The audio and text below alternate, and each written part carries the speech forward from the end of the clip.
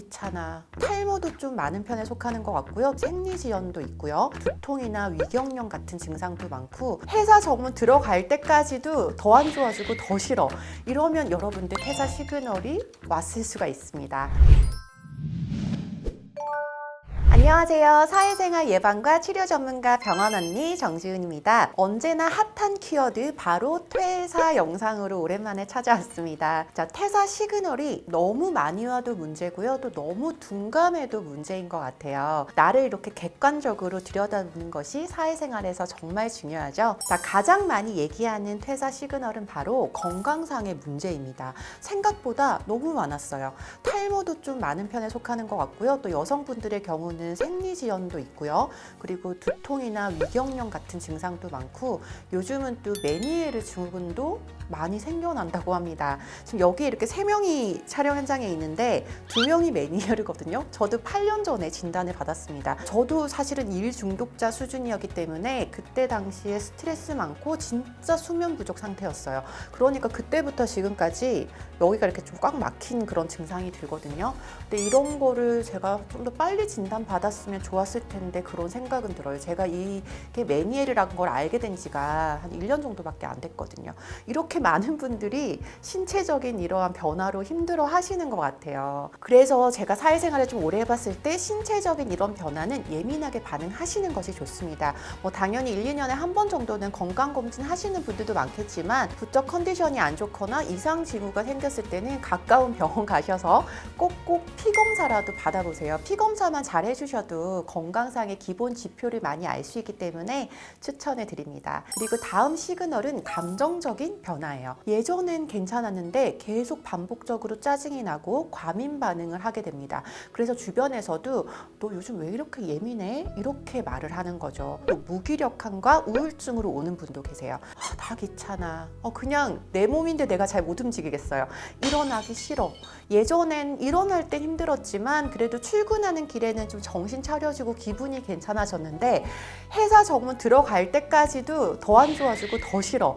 이러면 여러분들 퇴사 시그널이 왔을 수가 있습니다. 자, 다음은 또 욕구 불만 시그널이 있어요. 예전에는 다른 그런 브이로그 같은 거 잘 안 봤는데 부쩍 요즘 다른 직장 회사 브이로그를 자주 본다든지 좀 인스타를 보면서 현타를 느끼는 횟수가 많아졌다. 이것도 퇴사 시그널의 일부인 거죠. 자, 이렇게 신호가 왔으면 갈림길에 서게 됩니다. 퇴사할 것인가? 버틸 것인가? 두둥. 예전에 그거 아세요? 그래, 결심했어. 너무 예전 버전이죠. 자, 그래서 여러분들이 이런 시그널이 오면은 공식을 한번 적용을 해보시면 좋을 것 같아요. 첫 번째는 퇴사를 했다면 그 이후에 이직할 때 이직 난이도 계산법. 그러니까 내 커리어 대비 시장에서 나의 가치는 연봉의 상승 가능성은 이런 것들을 정말 주도 면밀하게 따져보셔야 되고요. 두 번째 공식은 내가 이 직장에서 좀 더 버텼을 때 얻는 이익을 계산을 해보시는 거죠. 고통이 돈으로 환산이 가능할 것인가. 내가 대입을 해봤을 때 그래 이 정도 힘듦은 이 정도 돈으로 당분간은 버틸 수 있어. 이런 계산을 적용해 보시는 거죠. 그리고 세 번째 공식은 전체 내 인생 그래프를 한번 계산해 보시면 좋을 것 같아요. 내가 지금 이 인생의 전체 시점에서 지금 이 순간에 과감하게 행동하는 게 전체 그래프의 커리어에 미칠 영향이 어떤지. 예를 들어서 그래 내가 퇴사해도 더 좋은 직장에 갈 가능성은 낮지만 지금 아니면 내 인생 전체에서 이런 시기는 안 올 것 같아.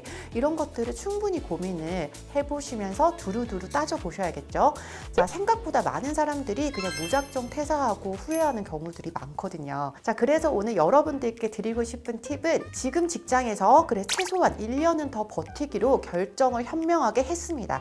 그러면 이제 내 건강을 위해서도 내 정신 상태를 위해서도 좀 어떻게 이걸 극복할 것인가, 어떻게 건강하게 이 위기를 넘길 것인가 이런 생각들을 하셔야 되는데요. 자, 제가 드리고 싶은 팁은 첫 번째는 무조건 운동을 시작하셔야 합니다. 저는 여러 가지 운동을 많이 하고 있고 과거에도 해봤는데요. 저 같은 경우는 좀 테니스처럼 빠른 운동이 이러한 시그널이 있을 때 도움이 더 되더라고요. 그러니까 저는 생각이 많은 MBTI의 N이기 때문에 잡생각이 싫어요. 그래서 몸을 많이 쓰는 운동이 수면에도 좀 더 좋았고 에너지를 많이 받을 수도 있었던 것 같아요. 근데 또 반대로 요가 같이 정적인 운동 운동으로 좀 심신을 단련하는 게 맞는 분들도 충분히 있으실 거라고 생각을 합니다. 그래서 어떠한 거를 무조건 운동을 시작해 보시면서 위기를 극복하게 권해드리고요. 두 번째는 사람 때문에 버티는 경우도 많기 때문에 의지할 사람을 직장 내에 만들어라. 직장 동료로부터 좋은 점을 많이 찾고 또 정서적으로 가까워지면요, 또 거기서 좋은 에너지가 많이 생겨납니다. 그래서 이런 시기일 때 여러분들이 좀 한 발 더 따뜻하게 다가가 보시는 것도 직장 생활에서 큰 도움이 되실 것 같습니다. 자, 마지막은 이직을 염두한 자기 개발을 해라. 네, 그냥 자기 개발을 하면 안 돼요. 꼭 이직을 염두한 자격증 취득이나 독서 모임, 자기 개발을 하면서 현재 내가 시간을 효율적으로 사용하고 있다는 생각이 들면서 심리적 안정감과 뿌듯함을 찾으시는 거죠.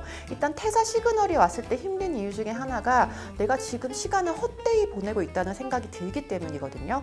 그래서 똑같은 자기 개발을 하더라도 미래와 이직과 연결성이 있는 자기 개발을 하게 되면 그래도 내가 현재 시간을 낭비하고 있는 게 아니야, 잘 대비하고 있어, 같은 안정감이 찾아오는 경우가 많습니다. 또 요즘 많이 하는 그 사이드 프로젝트, 그러니까 직장 생활을 하면서 사이드 프로젝트를 병행해 보시면 좀 이직에 대한 테스트를 해볼 수도 있고요. 또 다른 동기부여가 되는 경우도 많습니다. 그래서 여러분들 퇴사라는 이 단어는 인생에서 아주 큰 변화이기 때문에 여러분들이 이상한 게 아니에요. 그래서 이런 시그널이 왔다면 내가 너무 이상한 건가? 과민한 건가? 의지박약인가?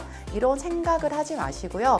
그 안정을 추구하려는 그 인간의 본성에 심리적으로 힘들 수 있는 단어가 퇴사라고 생각을 합니다. 그래서 많이 고민하시고 생각해 보시고 행동으로 이어간다면 훨씬 더 여러분들의 미래에 큰 도움이 될 거라고 생각을 하면서 이 영상을 준비를 했습니다. 따라서 지금 보시는 이런 영상도 보시고요. 조언도 얻으면서 현명한 사회생활 하시기를 병원 언니가 응원합니다.